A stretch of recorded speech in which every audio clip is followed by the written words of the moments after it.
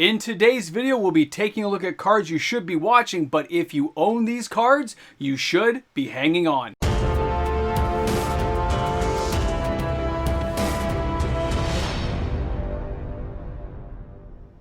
With the constantly shifting values of Magic cards, sometimes there's cards you just gotta hold on to, even when the price is down.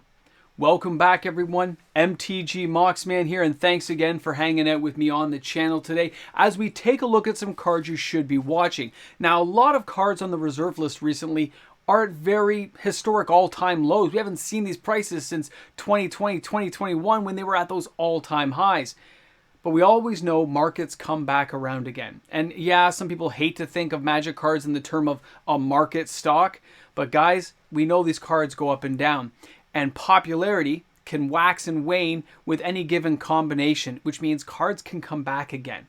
And that's why I say when you buy a reserve list card, you're buying it because you want to own it, hold on to it, and use it in a deck. And that's why you hold the line, because those prices shift a lot. If you bought it at a higher price, you don't want to sell it at a loss.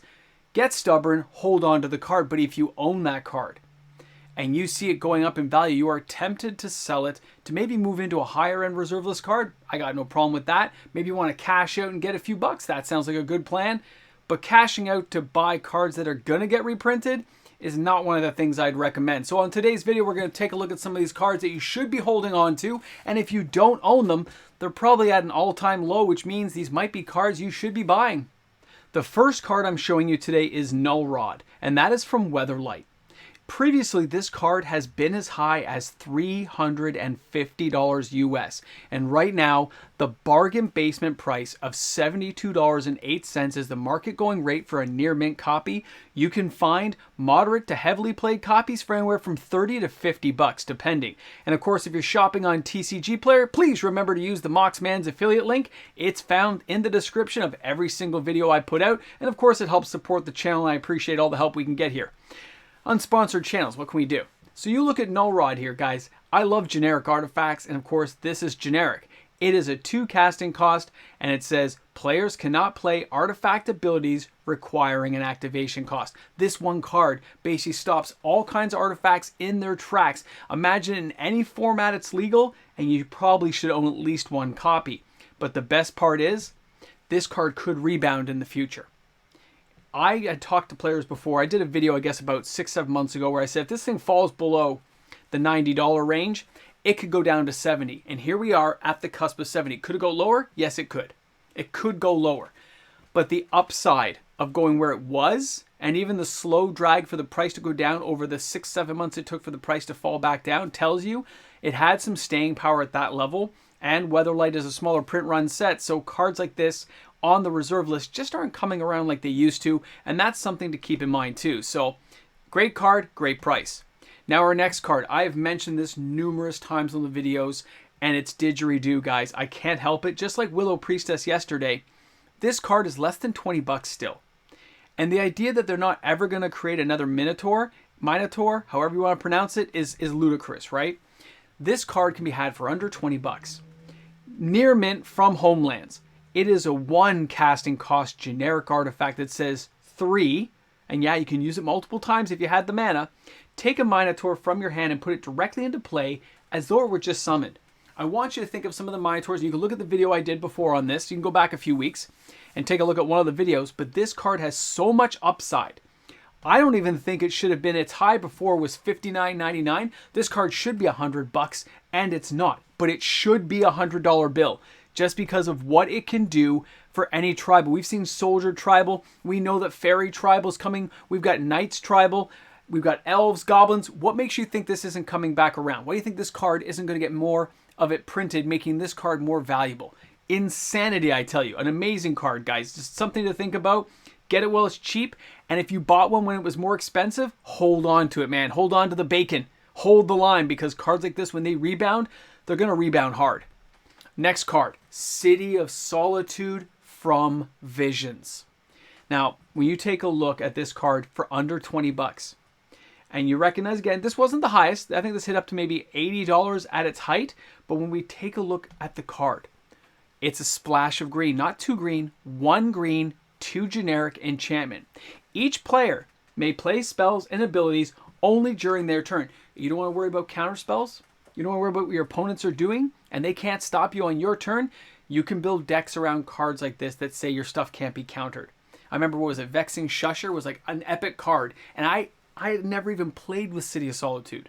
I didn't find it till years around Lorwyn, so it was crazy to think that this card had slipped by in Visions, but I guess in a small town we didn't see all the cards, and this is one of the ones I hadn't seen. City of Solitude #1, artwork's great. Card has great versatility to it, especially in Commander. And again, you can have it for under 20 bucks. It's so cheap that to think it's going to stay this low would kind of be, a fallacy, because when it rebounds again, cards like this are probably going back up to the $50, $60 range. And if you ever wanted to get a copy, I can't see it really dropping much lower than where it's at right now. Just something to keep in mind for the future if it's a card you're after. Let's go ahead and take a look at our next card. Now, this one is not an expensive card, okay? This is the Heartbringer of Night. This is from Mirage. But what I like about this card, and the reason I'm mentioning it in today's video, it's never been that expensive, 10 bucks. But when you take a closer look at what this card does, it's from Mirage. It's a 2/3 for 4, 2 black, 2 other. But it says during your upkeep, put a -1/-1 counter on each creature. I love the design of the card. This isn't Pestilence where it's like a temporary thing. This card puts -1/-1 counters on creatures, which means it ain't going away. But not only that, there are so many ways now of dredging through the basement of your graveyard to bring this card back, to recycle it over and over again, to damage opponents across the board in everybody's Commander deck, in everybody's format you're playing in, Legacy, Vintage, whatever, for fun. I don't care. This thing has possibilities. And at this price level, we are literally talking $3 a card for near mint. You can find this card for 75 cents on TCG Player for moderately played. That's right, moderately played, a few pennies.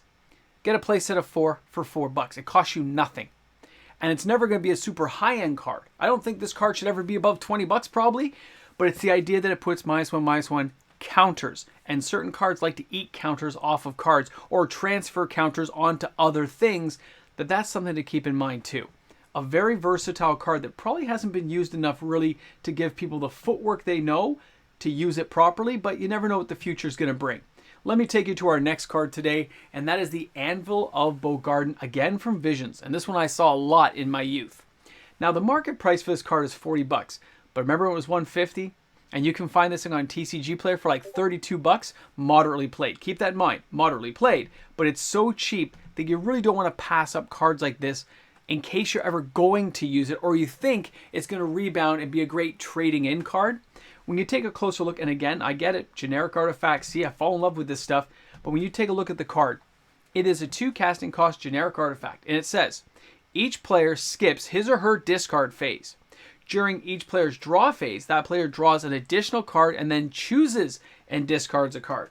We used to use this with Library of Leng, so you could discard to the top of your library, so you didn't actually have to put things in your graveyard.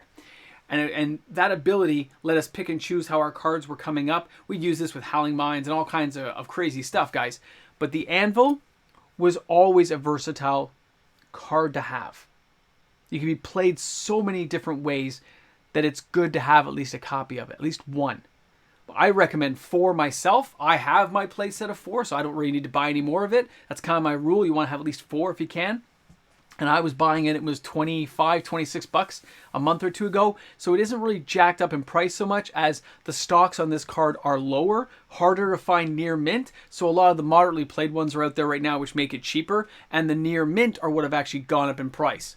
So I want you to look at those cards and think about this stuff, guys. Because if you hold these cards longer, the returns over the 10, 12, 15 year mark, not just in the playing of the card you'll enjoy, but the potential upswing if the card comes up in value, cards like this can be traded into dual lands if you have them at the right time, the right price. Dual lands don't go up as fast as some of these cards rebound, which means the buy list can go up, allowing you to trade into higher end reserve list cards you've always wanted, but didn't have the money for, just by buying some lower end cards and holding for a period of time. They may go nowhere.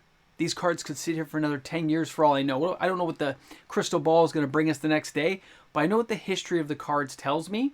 And it tells me that anything that goes down can go back up again, and anything that's up can go back down.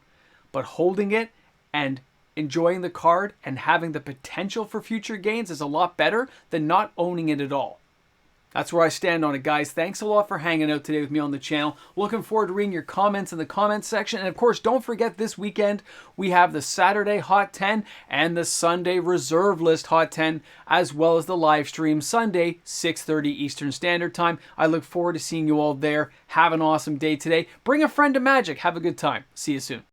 And of course, guys, a big thank you and shout out to all the fantastic patrons of the channel who support this channel each and every day of the month. Guys, without their help, this isn't possible. This would not be happening. So thanks again to each and every one of you out there. I'll see you on the weekend, everyone. How many of those cards do you own? I gotta tell you right now, I'm glad I own at least a few of those ones, because at that price level, you can't go wrong. You just can't. I look at the value, I'm like, that's a Happy Meal. The way food prices are nowadays. That's me skipping buying popcorn at a movie theater, and I get to have that card in my collection and enjoy it. Ridiculous. They can't stay this way. The prices, they have to shift sooner or later, and that's the freaky part, is I don't know when. So I'm going to try to accumulate a few of these more for myself, for the channel, for the patron box, while I still can. Who knows? Guys, thanks for tuning in. Thanks for being here. You're the ones who are special. You make it to the end of everything. You must be the people who really finish things at work. I can tell. But make sure you clean the floor, man. Don't be lazy. Don't go lazy on me now. You got to help out around the house.